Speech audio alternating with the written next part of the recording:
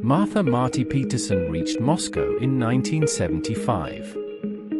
At the age of 30, she officially held a demanding staff position at the US Embassy. In truth, she was the first woman to act as a case officer at the CIA's Moscow station.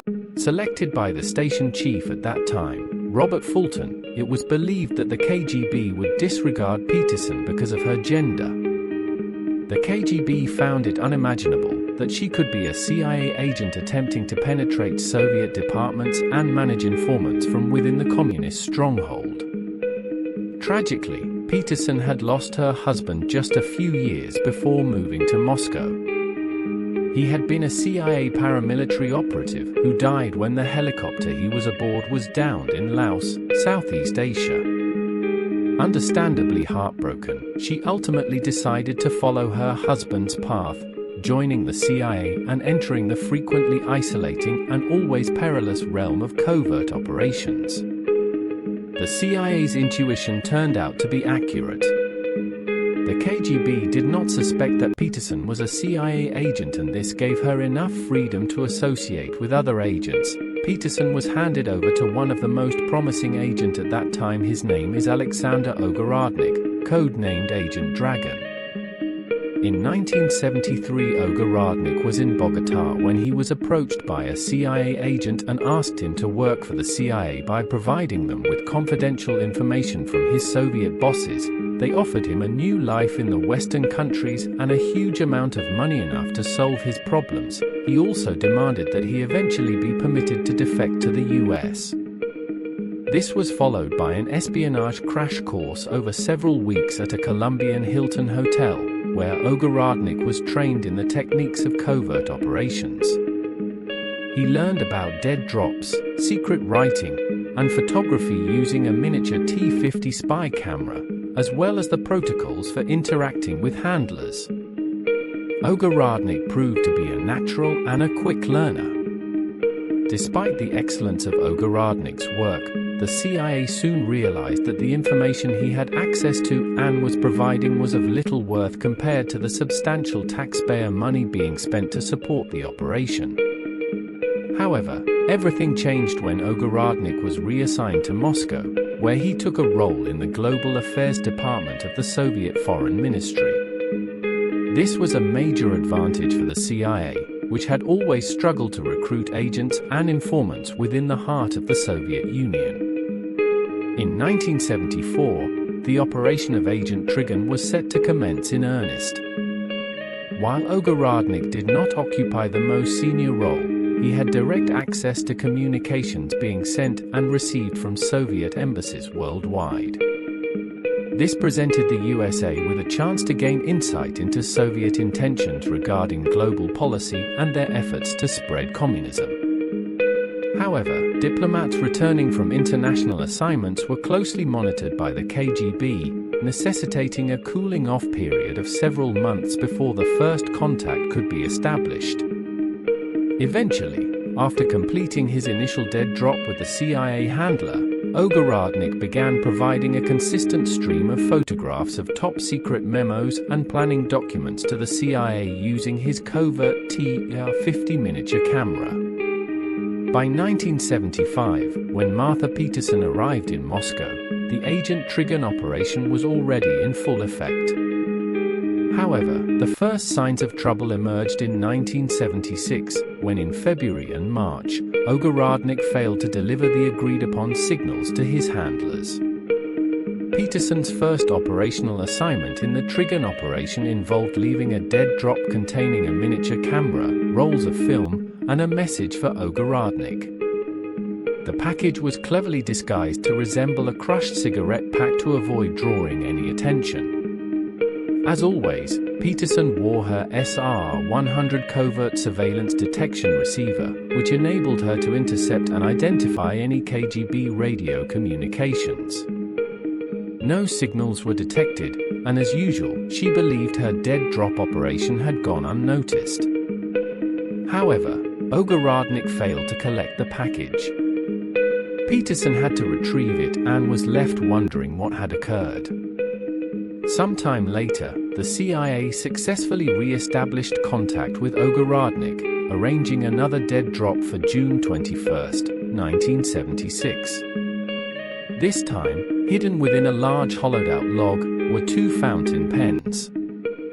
One pen contained a secret miniature camera as usual, while the other held something much darker. Before leaving Colombia, Ogorodnik had requested that the CIA provide him with a cyanide capsule to use in case he was captured and interrogated. Granting an agent the means to take their own life was a difficult decision, and the request was initially denied by the CIA.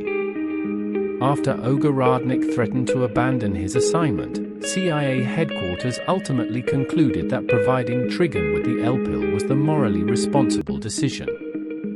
The cyanide cartridge concealed in the pen was delicate and could easily be crushed with a firm bite, resulting in a near-instantaneous and painless death. Peterson placed the package at the designated drop site in a wooded area. This time, Ogorodnik arrived, collected the log, and left his own package in exchange.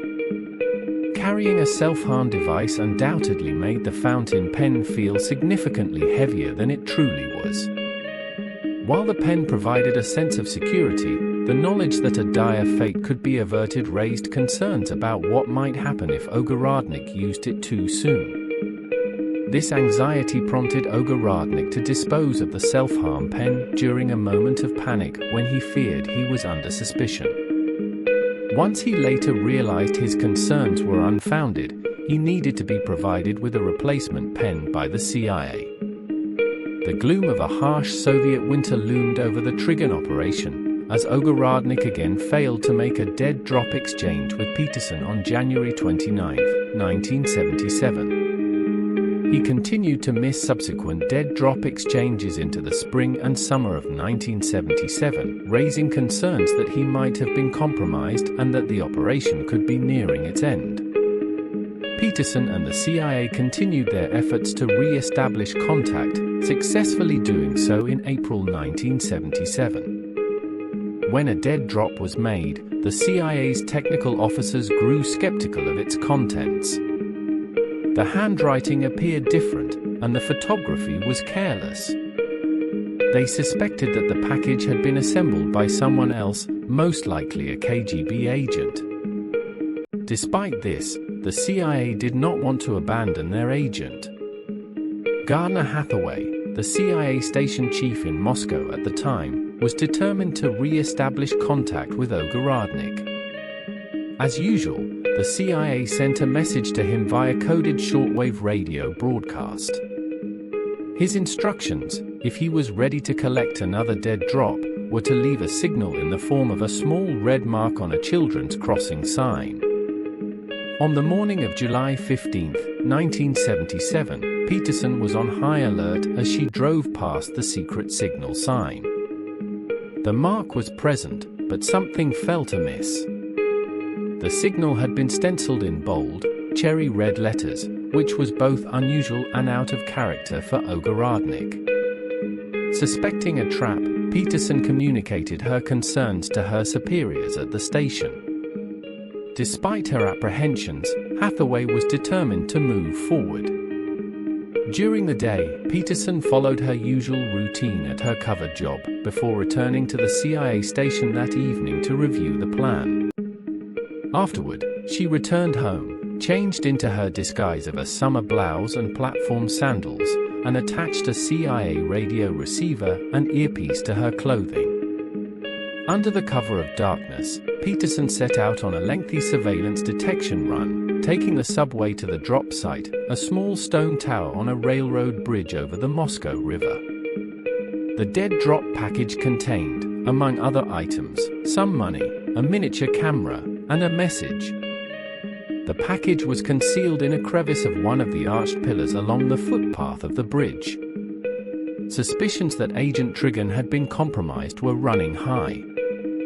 Consequently, the note intended for Ogorodnik was written in Russian. "Comrade, you have penetrated into another secret.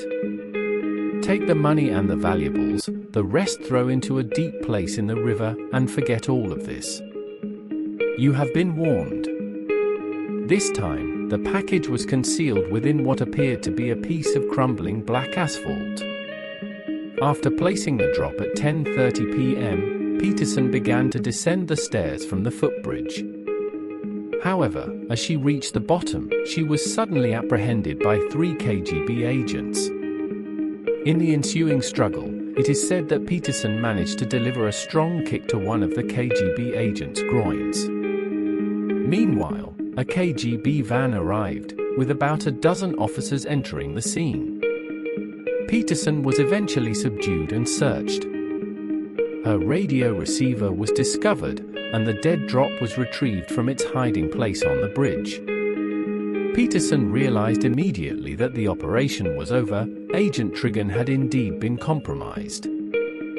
She was taken to KGB headquarters, the Lubyanka, for interrogation. The package intended for Ogorodnik was opened, and the message was read aloud. Following a relatively uneventful interrogation, Peterson was released later that night, as was customary for espionage arrests during the Cold War. She was declared persona non grata and ordered to leave Russia the very next day.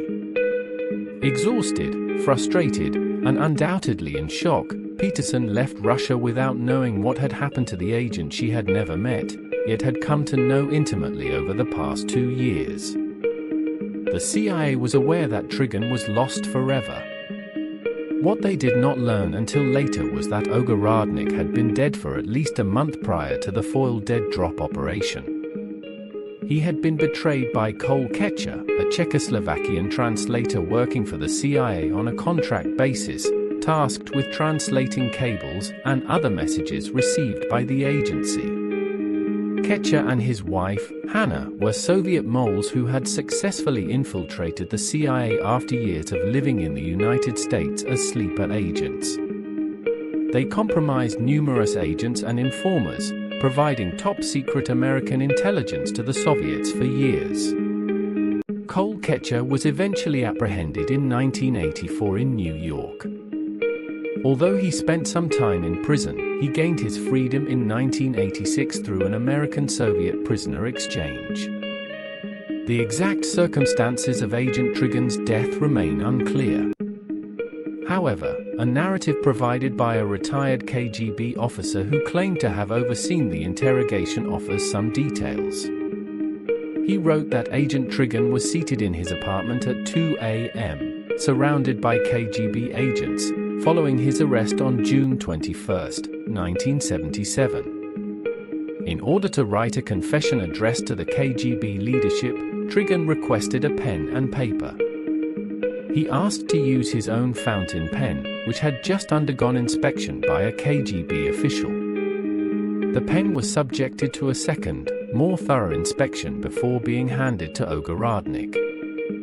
As he began to write, he started to fiddle with the pen and managed to disengage the cyanide capsule, swallowing it.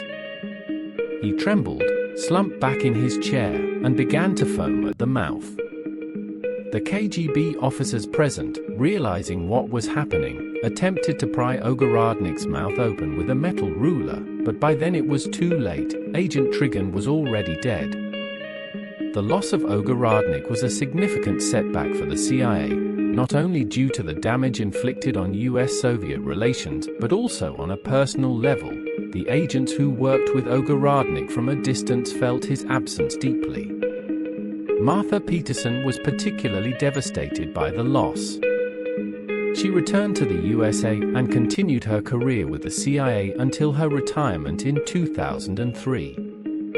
In her 2013 book, The Widow's Spy Peterson recounted her experiences as Ogorodnik's handler, reflecting that Trigon had died on his own terms, a hero.